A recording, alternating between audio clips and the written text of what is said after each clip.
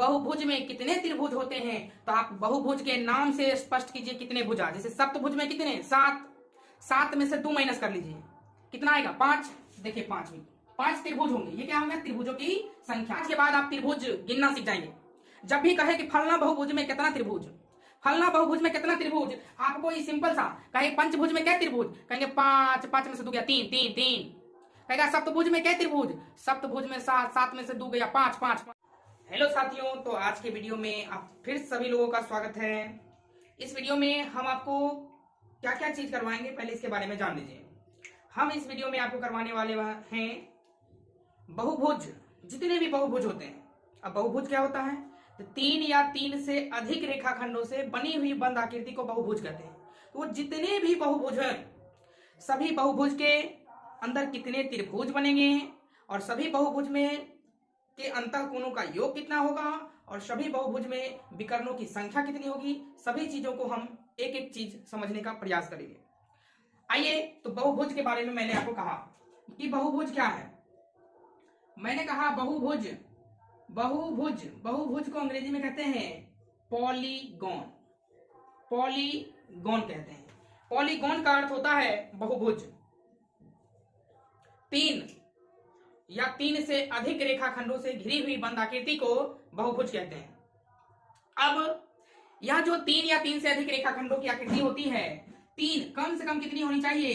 3, क्योंकि 3 रहेगा तभी तो बंद हो पाएगा। तो 3 रेखाखंडों से घिरी हुई बंद आकृति कहां से स्टार्ट होता है? तो त्रिभुज से। तो हम यहाँ पे क्या करते हैं, पहले बहुभुज का नाम क्या हो जाएगा? त्रिभुज। पहले जो बहुभुज है उस बहुभुज का नाम क्या हो जाएगा? त्रिभुज। त्रिभुज यानी त्रिभुज का आकृति कुछ हम इस प्रकार ड्रॉ कर सकते हैं। क्या आप समझ पाए?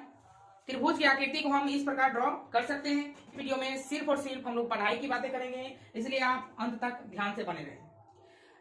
ये 3 भुजा वाली, यदि हम इसमें भुजा की संख्या की बात करें, भुजा की संख्या की बात करूं तो इसमें भुजा की संख्या कितनी होगी? 3। यदि हम भुजा की संख्या 4 वाला बात करें तो 4 वाला को कहते हैं चतुर्भुज। क्या कहते हैं? चतुर्भुज।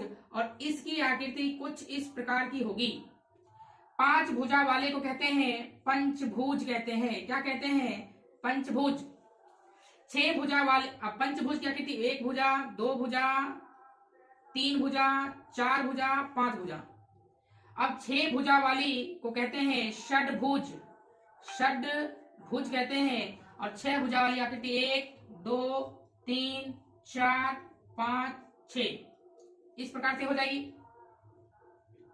ठीक है। अब 6 के बाद हम लोग यहां पर देख लेते हैं सप्तभुज। सप्तभुज, जो सप्तभुज है उस सप्तभुज में जो है उसका आकृति कैसे बनता है? 1 भुजा, 2 भुजा, 3 भुजा, 4 भुजा, 5 भुजा, 6 भुजा और 1 7 भुजा। तो ये बन गया सप्तभुज की आकृति। आप ध्यान से सप्तभुज की आकृति आप देख पा रहे होंगे। मैंने यहाँ पर सप्तभुज की आकृति ड्रॉ किया है, सप्तभुज। तो ये जो सप्तभुज है, तो हम इतना ही बात करते हैं क्योंकि फिर आपको नीचे नहीं दिख रहा होगा। पहले हम देख लेते हैं एक बार। चलिए, तो आपको विजुअल हो पा रहा है। तो हम इसमें जो है, आपने देखा कि यदि भुजा की संख्या 3 होगी तो उसको त्रिभुज कहेंगे, और भुजा की संख्या 4 चतुर्भुज, 5 पंचभुज, 6 षड्भुज और 7 सप्तभुज।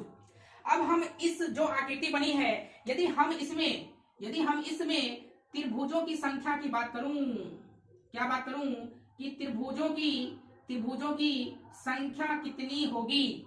त्रिभुजों की संख्या कितनी होगी? तो इसमें त्रिभुज की संख्या कितनी है? 1। इसमें त्रिभुजों की संख्या कितनी है? 1। अब यदि हम इसमें त्रिभुज बनाने का प्रयास करें तो त्रिभुज कितने बनेंगे? 2 बनेंगे। कितने त्रिभुज बनेंगे? 2। यदि हम इसमें त्रिभुज बनाने का प्रयास करें, त्रिभुज, ध्यान दीजिएगा, 1, देखिए 1 2 3, कितने बन गए? 3। तो उम्मीद करते हैं अगला वाला में बना सकते हैं। 1 2 3 और 1 4। इसका मतलब इसमें कितने बनेंगे? 4। अगला वाला में नोटिस कीजिए, 1 2 3 4 और 1 5, यानी अगला में कितना बना? 5। लेकिन आप याद कैसे रखेंगे? आप कैसे याद रखेंगे कि चतुर्भुज में 2 त्रिभुज होते हैं, पंचभुज में 3 त्रिभुज होते हैं, षड्भुज में 4 त्रिभुज होते हैं, सप्तभुज में 5 त्रिभुज होते हैं।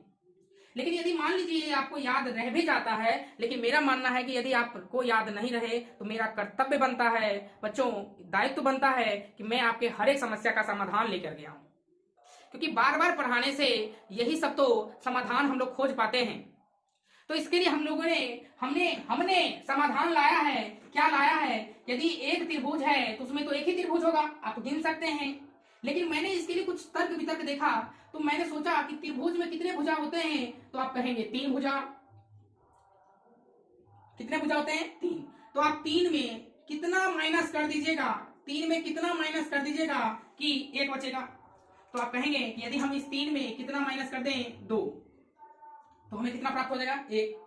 कहिएगा ये तो आप अपने मन से माइनस कर दिए। नहीं, रुकिए रुकिए। तो जैसे अगला है चतुर्भुज। अब चतुर्भुज में कितने भुजा होते हैं? 4। अब बताइए, जैसे वहां पर 2 माइनस किए थे, क्या यहां पर भी वही 2 माइनस कर देंगे तो हमें वापस 2 मिल जाएगा? तो इस प्रकार से पंचभुज में कितने भुजा होते हैं? 5। यदि हम यहां भी कितना माइनस कर दें? 2, तो क्या हमें 3 मिल जाएगा?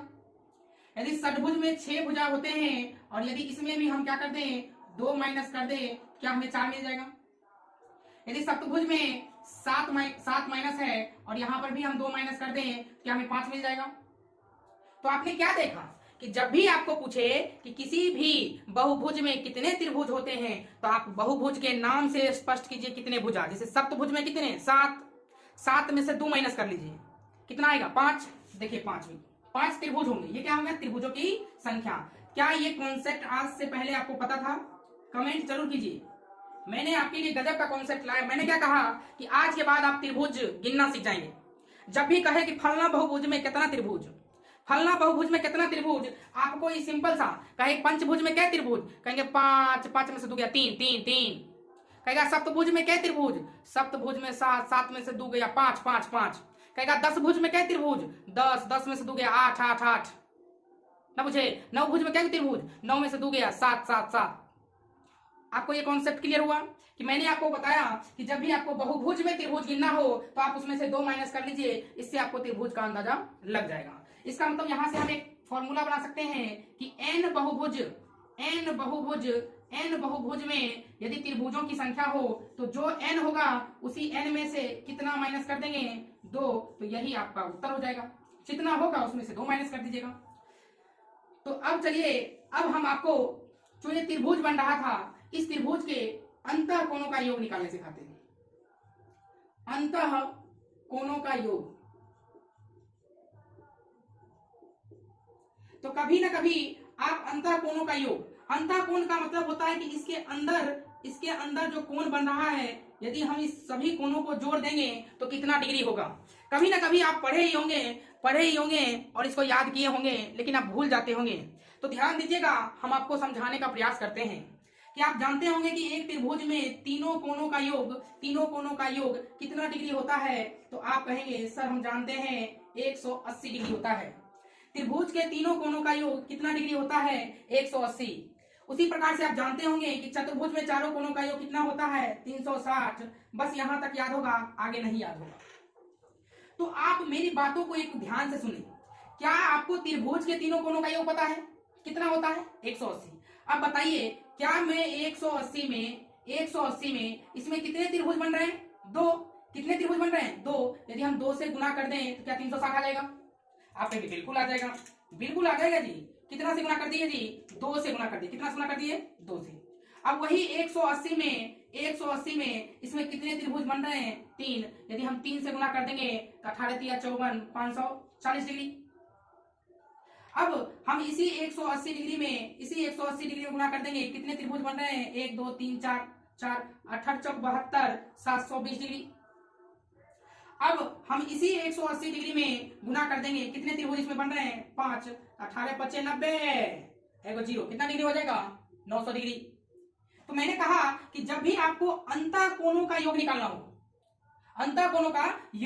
हो, तो पहले आप ये पता करें कि जैसे आप पंचभुज का अंतः कोण निकाल रहे हैं। किसका?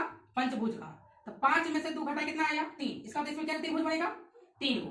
अब उस 3 में गुना करते हैं कितना से? 180 से, मिल जाएगा 540। मैं आपको क्या कहने का प्रयास कर रहा हूं, आप मेरी बातों को ध्यान से सुनिएगा।